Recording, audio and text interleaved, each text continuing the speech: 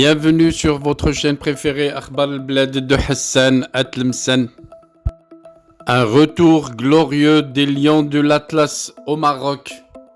Le monde entier vient suivre demain à Rabat l'accueil chaleureux qui va être réservé à l'équipe nationale marocaine de football. L'équipe nationale recevra mardi un accueil digne de son brillant parcours durant la Coupe du Monde 2022. Le ministère de la Maison Royale, du Protocole et de la Chancellerie vient d'annoncer que sur hautes instructions royales, l'équipe nationale de football marocaine se verra réserver mardi 20 décembre 2022 un accueil digne de son brillant parcours durant la Coupe du Monde Qatar 2022.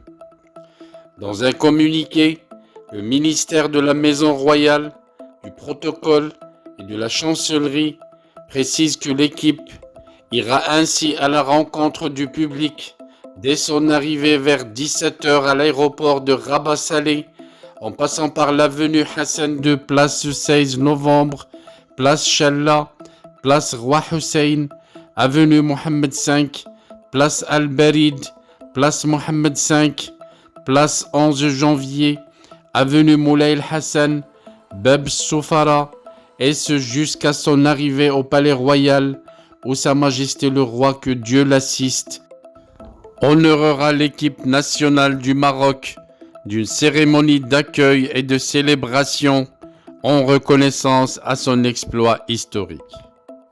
Notons que déjà aujourd'hui, les mamans et les familles de tous les joueurs sont arrivés au Maroc en prévision de cette cérémonie et que des équipes comme Chelsea, le Paris Saint-Germain, Séville, Fiorentina et tous les clubs européens saluent leurs Lions de l'Atlas et seront certainement présents dans cette cérémonie demain à Rabat.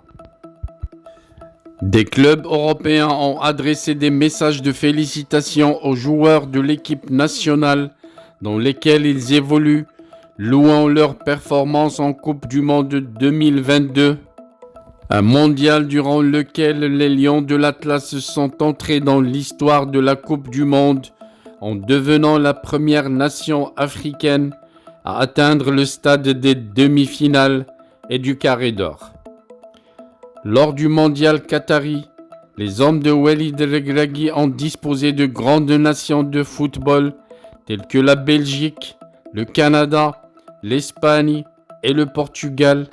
Victime d'erreurs d'arbitrage monumentales, l'équipe nationale n'a pas été stoppée que par la France, championne du monde en titre en demi-finale, décimée par des blessures à répétition de ses cadres.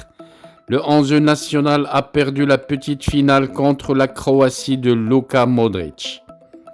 Après cet exploit historique, les clubs européens au sein desquels évoluent certains joueurs de l'équipe nationale leur ont adressé des messages de félicitations.